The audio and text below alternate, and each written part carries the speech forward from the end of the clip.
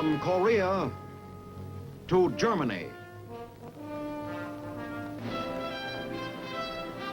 From Alaska to Puerto Rico.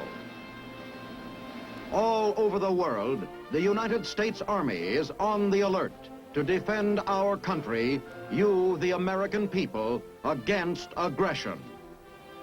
This is The Big Picture, an official television report to the nation from the United States Army. Now, to show you part of the big picture, here is Sergeant James Mansfield. Today, we look at the American Army in Germany, the United States 7th Army. This area, along with the section of Berlin, is the sector we hold down.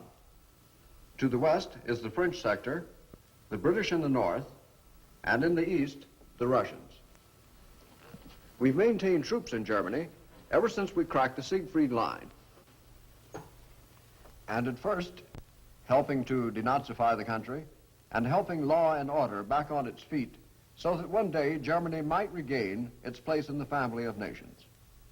When the Cold War in the Far East reached the boiling point with the outbreak of hostilities in Korea, the Cold War in Europe lost none of its chill. And still today, the 7th Army is ready for anything. And now, the big picture inspects the Army's effort towards getting ready and staying ready in Europe. In Berlin, Germany, there's a big bell. It hangs high in a tower of the Schöneberg Rathaus, seat of the government of West Berlin. A gift of the American people to the people of Berlin. Maybe you were one of the thousands who chipped in for it.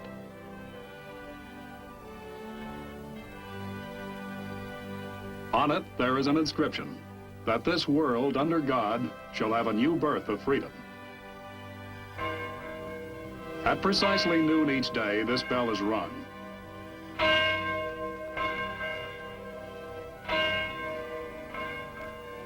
To keep that bell ringing, to help make the bell's message stick, that's what the American Army is doing in Germany, alongside our allies of the North Atlantic Treaty Organization.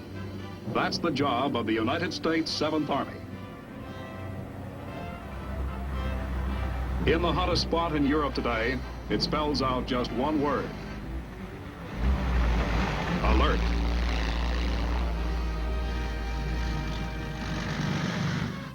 For occupying eastern Germany is a power that has long declared its intention to dominate the world.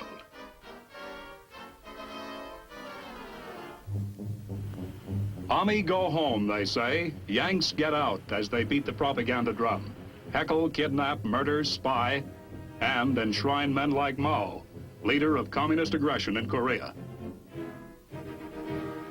And behind their curtain, they mask their strength.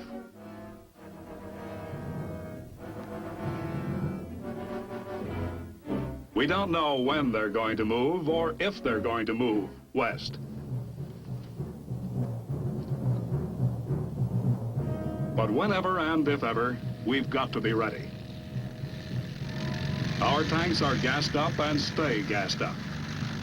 The big guns are ready with live ammunition, and so are the small weapons. The machines are ready, and so are the men. Alert. A word here that means two things in the big picture: ready to discourage an enemy from striking, ready to meet him if he comes. But you can't keep an army wound up like an alarm clock just waiting. So the 7th Army comes as close as it can to fighting its own war in Germany, in maneuvers like the recent joint United States-French Exercise Rosebush. With the arrival in the field of Lieutenant General Charles L. Bolte, then Commanding General of the 7th Army, and now in command of all United States forces in Europe, the exercise is launched. At 0600 hours, an aggressor force of 25,000 American and French troops, representing the armored spearhead of an enemy, went into action in the cold, rainy dawn of northern Hesse. Mission: with a lightning surprise attack to seize the vital river crossings of the Middle Rhine between the German cities of Mainz and Bonn.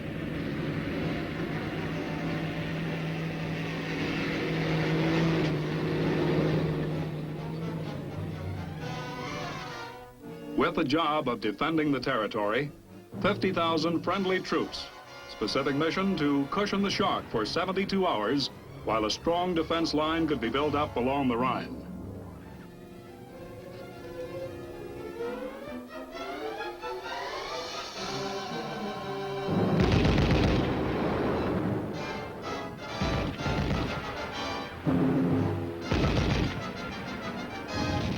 Men and machines on the move. The aggressor elements trying to plunge through in 4 armored columns. The defenders slowly withdrawing, trying to keep their units intact, but delay the aggressor for those long, long 3 days.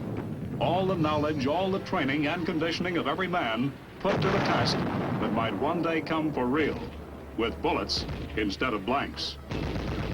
No enemy fire overhead, but if there were, the troops couldn't have moved any flatter. No enemy machine gun cutting loose on the embankment, but a sortie against one couldn't have been executed with much more realism.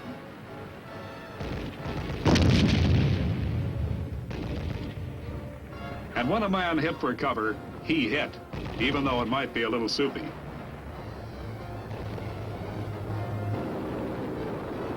Nothing to hide from, except maybe the future. But the time to learn to smokescreen a movement is now.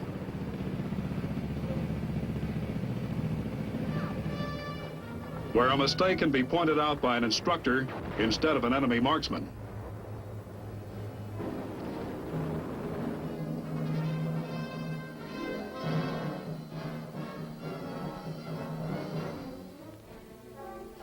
Alert, and it's food on the fly.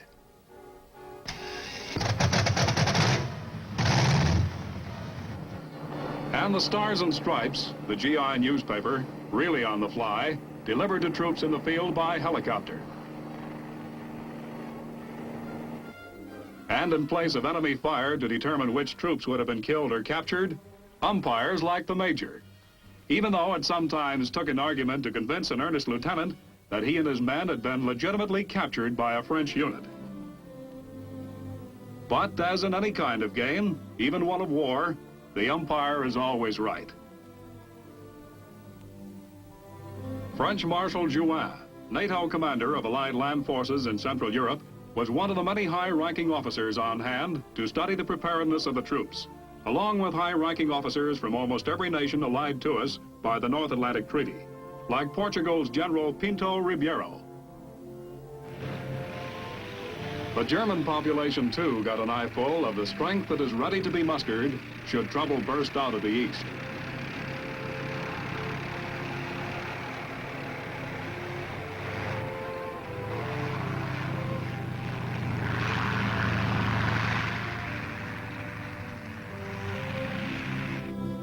And just as wherever the United States Army goes, the smaller citizenry got a stomachful of chocolate bars and gumdrops. But out in the country, there were some hopping mad farmers until they learned the Army would repay them for crops unavoidably damaged by the great treads of the tanks.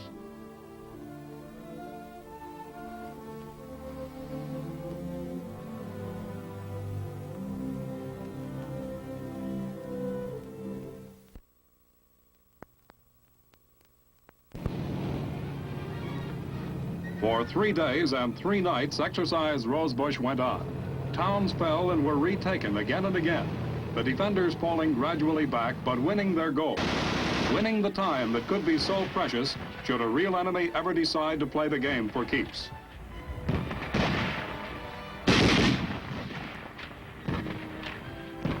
The defenders held stubbornly to every foot, every vantage point, till superior aggressor power incontrovertibly put them out of action.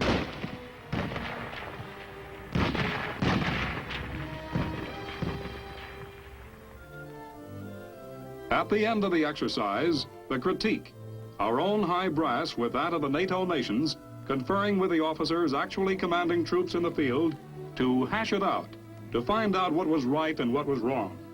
What is the potential of the forces committed to dissuading or stopping an enemy attack? Opinion, certain kinks to be straightened out, concepts revamped. But verdict, our forces are on their toes, ready with just about everything they have towards discouraging or halting aggression. But to get back to that word, alert, the key word of the 7th Army, and what it means to the American soldier, the GI himself in Germany. Sergeant Martin here is pretty typical. How about it, Sergeant? Alert. What is its significance to you? Well, right now, I guess, it means getting this VHF antenna up. Communications. It'll bring into the command post here the high-frequency signals transmitted from battalion headquarters. That's the job for today. But you know, alert means something else to us GIs stationed here in Germany.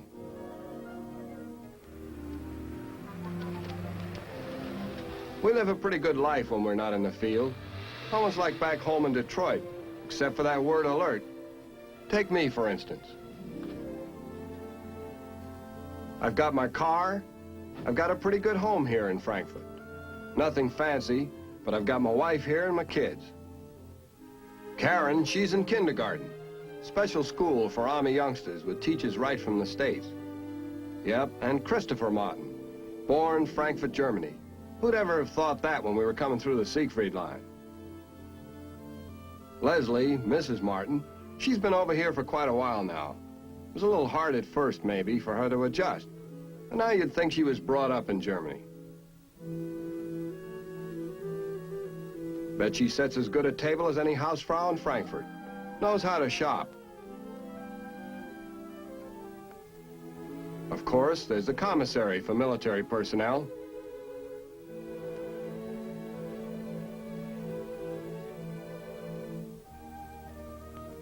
But there's shopping to be done with the German merchants, too. Guten Morgen, Herr Guten Giesler. Morgen, Frau. Und wie viel kostet das? 1 Mark. Okay. So, wie viel? 1 Mark 60. Okay. 2 Mark?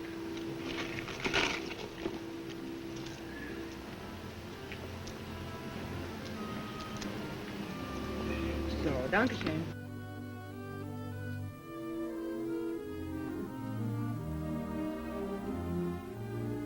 Anyway, it all adds up to good chow.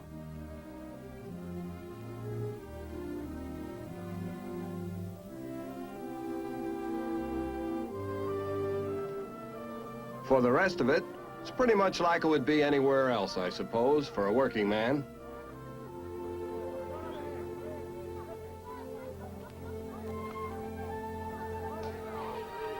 Of course, the football game you watch over here is soccer.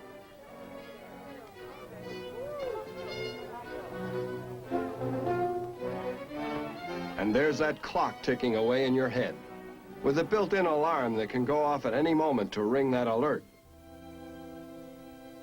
There's church on Sundays.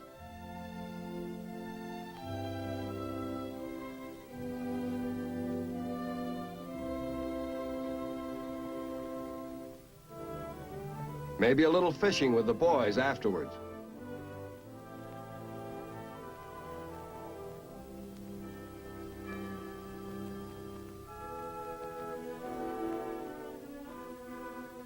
There's window shopping with the wife.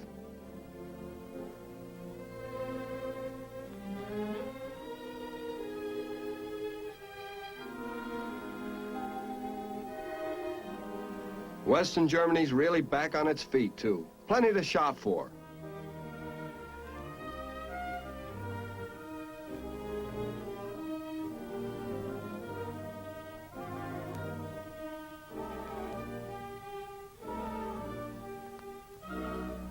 Yeah, even a hot dog.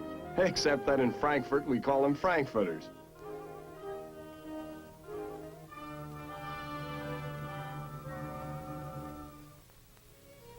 Then sack time till 6:30 when the kids blow their own special tune for reveille. That is, unless...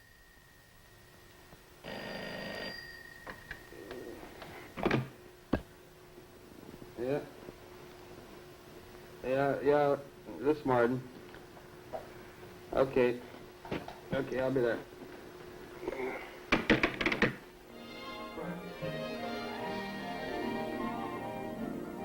And that's right where the happy family life of yours truly takes on a different picture. The whole family is geared for getting Pop out on the fly. Because there's just one thing we're really here for. And whether it's the real thing or another practice alert, we've got to be on our toes.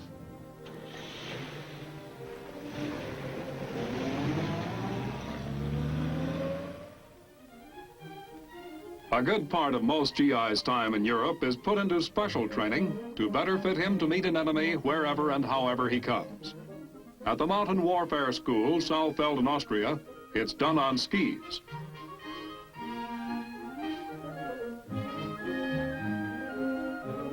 A little clumsy now, maybe, some of them, but before the course is over, learning from Austria's top instructors, men who never saw a pair of skis before will be riding them as though they were born wearing a pair.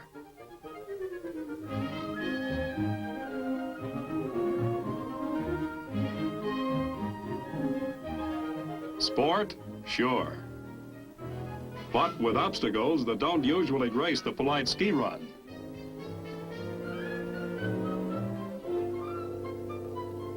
They'll stay at it till every man can make that ditch and keep going. And they learn how to survive in the snow, too, to live out in it and build their own shelters.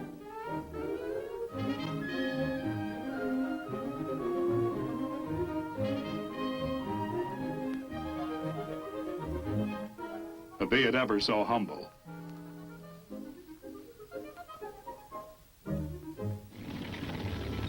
Soldiers on skis, mountain troops, ready to go places on the white stuff fast, if that's what's called for when an enemy strikes. In Landgries, Germany, a former Nazi SS installation is used now by us for training infantry scout dogs. A nose for trouble, recruited and trained to sniff it out on patrol.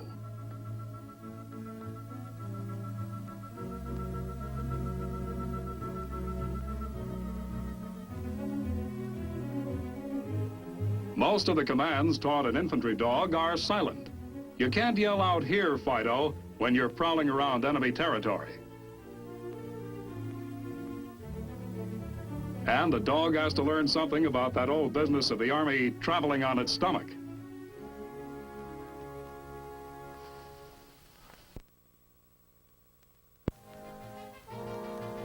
He must develop unquestioning obedience, regardless of what he is asked to travel through. Or, for that matter, over.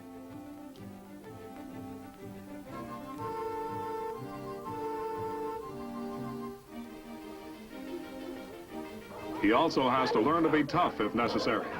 The idea isn't to make him a one-man dog exactly, but he's got to know that there are people in the world he isn't supposed to be fond of, and that it's okay for him to attack where his nose has smelled out trouble.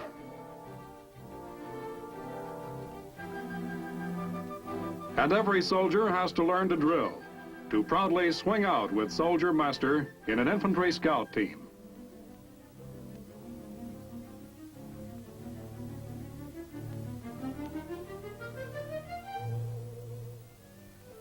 And here at Deggerndorf, Germany, is where Army nurses learn to be rugged. In an intensive course, every nurse learns how to live and work in the field.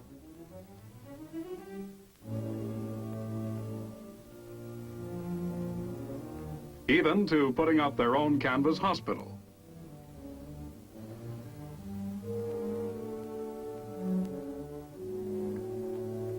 Learning to work outside the big, well-appointed hospital without the helpers and the stainless steel operating table. To understand what it's like to perform where a soldier's life can depend on the speed and the know-how of the nurse up front. With the start of the shooting in Korea, every effort's been made to conserve supplies in training, as here in the Artillery Observation Course in Munich. In this problem, you will focus all the knowledge of artillery that you have gained in your other classes upon the destruction of a specific target. Gentlemen, your field of fire will be this puffboard, which represents the actual terrain, with road intersections and the church steeple. The maps that you were issued prior to the class represent the area that you see before you on the puffboard. Okay, Sergeant Despain, you take the first problem. Your target will be this tank in the wooded area here. Now, Sergeant, fire this mission just as though you were on the observation post in the field. The ingenious puffboard lets the student perform as though he's calling for actual artillery fire. Chemicals simulating shell bursts register his shots on targets. Forward observer, Able Company. Fire mission. Azimuth 5800. Mark center of sector. Enemy tank will adjust.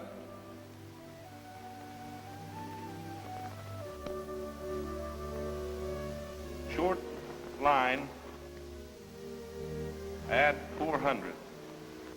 An operator under the puffboard simulates fire on the exact spot it's called for. Over line. Drop 200.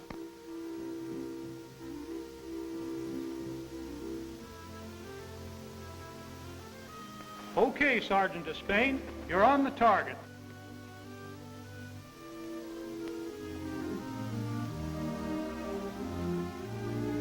Now, what will your next command be? Repeat range and fire for effect.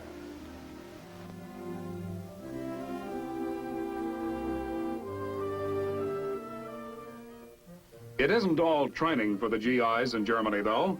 Through the German Youth Activities Organization, they're doing some of the teaching themselves, teaching German kids a way of life, for one thing. The GYA just sort of grew up from the days when American troops were taking swastika-handled daggers away from Hitler youths and teaching them how to play baseball instead. Now, in almost every city and town in the American sector of Germany, GYA clubs, sponsored by the Army, bring hobby and art instruction, recreation and sports to thousands of German youngsters.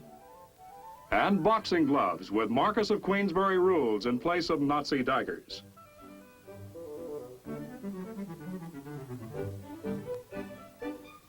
Then there's the soapbox derby each year, held by the GYA. Each driver has his own GI sponsor and coach.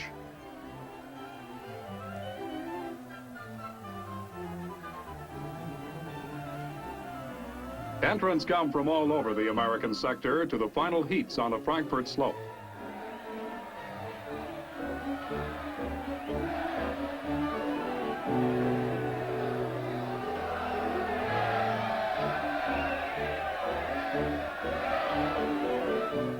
And the wreath from an American general to the winner, symbol of the thought that the soldiers of a democracy are here to help, not as conquerors.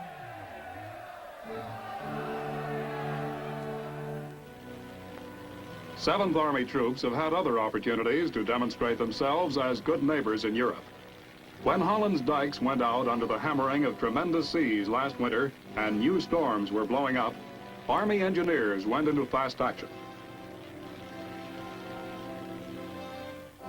Sandbags were the fingers in the dikes this time, and GIs prepared them by the thousands, working night and day to ready the dikes against a new onslaught of nature. A bulwark against the further devastation of flood. The Dutch will not soon forget help rendered in time of desperate need by American soldiers working shoulder to shoulder with their own men around the clock, helping to save the lowlands from further ruin. But mostly with the 7th Army, it's preparation to meet man's worst catastrophe, war. Remember all the river crossings our troops made in Germany when we were shoving ahead in World War II? Well, our Army is still crossing German rivers the hard way in training exercises like Operation Boat Ride.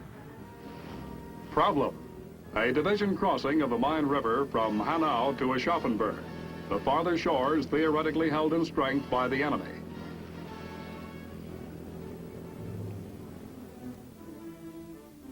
To cover the crossing, keep the enemy ducking on the other side, heavy firepower, division artillery, including the big self-propelled howitzers, are ready to throw across a curtain of steel and lead as a screen for the hazardous operation. Machine guns ready. The artillerymen working as fast against time as though lives depended on the quick ranging of the pieces. The combat engineers, too, fighting the clock as they hurry the construction of a bridge across the river.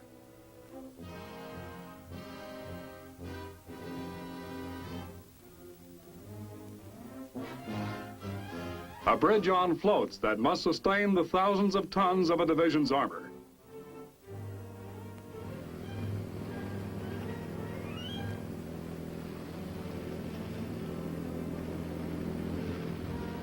And meanwhile, the infantry moves out to secure the other end for the bridge, a beachhead on the enemy shores. A striking force that has to hit hard and fast in the dangerously exposed job of a river crossing. Tanks, too, ferry across the mine on steel treadway rafts to join in the simulated fight for the beachhead.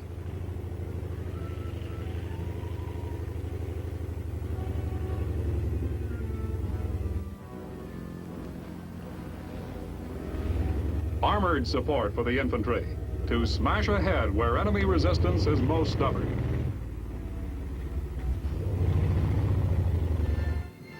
And let them roll. We did it before, and to make sure we can do it again if we have to, we're doing it right now, in the strange shadow war we wage in Germany.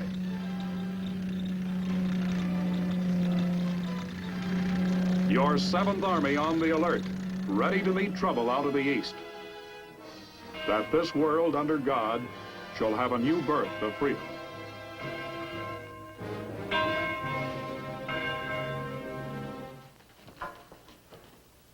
That's your 7th Army in Germany.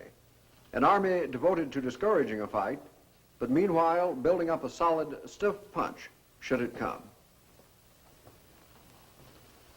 Next week on The Big Picture, it's firepower, the story of the artillery, a study of our great new atomic cannon, a look at the fantastic skysweeper designed to keep enemy aircraft out of our skies. Also, The Big Picture will show you how American artillery is employed in Korea, how and why we fire 10 shells for every one the communists fire at us. You're invited to be with us then. The Big Picture is a weekly television report to the nation on the activities of the Army at home and overseas. Produced by the Signal Corps Pictorial Center.